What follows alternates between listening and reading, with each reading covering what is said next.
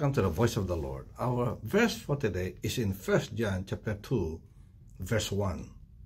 My dear children, I write this to you so that you will not sin. But if anybody does sin, we have one who speaks to the Father in our defense, Jesus Christ, the righteous one. The Apostle John was emphasizing that his letters are written to guide believers so that they will not sin, so that we will not sin. In fact, the whole Bible is written to guide us in the way that we should live our lives, so that we shall not be living in sin. And yet, friends, there are times when we still sin because we are frail, we are weak, we can be overcome by temptations. But the Apostle John was saying that if ever we have sinned, don't worry.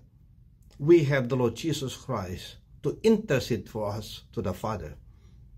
He will speak to the Father on our behalf. Remember, friends, that He died for our sins. And therefore, it's critical then that we have Jesus with us. It's through Him that we shall overcome the consequence of sin.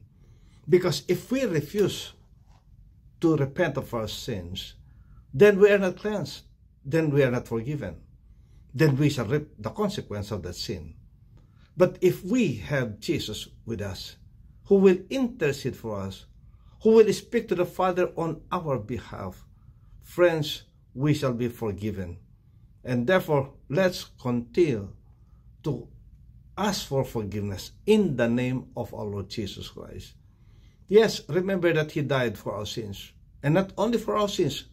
The Apostle John was saying that it's not just for our sin, but the sin of the whole world.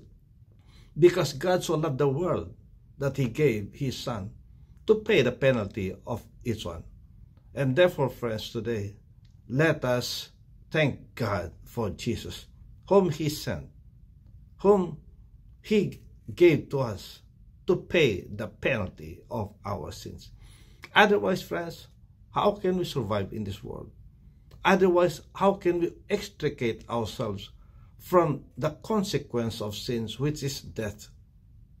But thank God we have Jesus. Amen.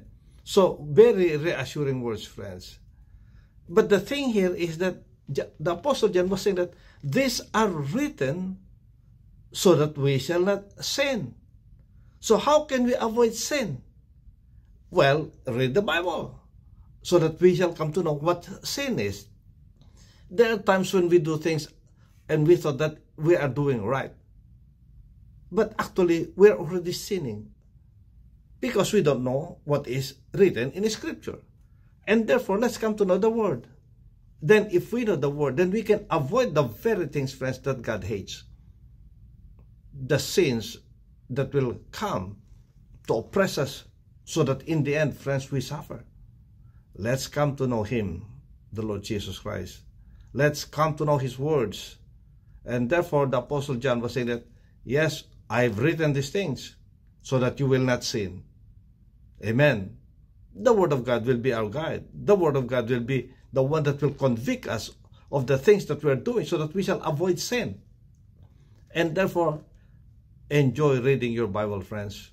These are written so that we shall not sin against God. But if ever we sin, don't worry. We have one who can intercede for us, the Lord Jesus Christ.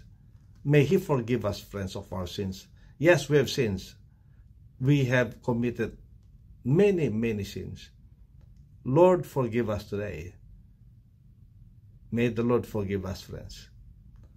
And may the Lord wash us clean by the blood that Jesus shed on the cross. Hallelujah. May the Lord bless you. May the Lord keep you. May His face shine upon you and be gracious unto you. May He lift up His countenance on you and give you His peace, His shalom. God bless.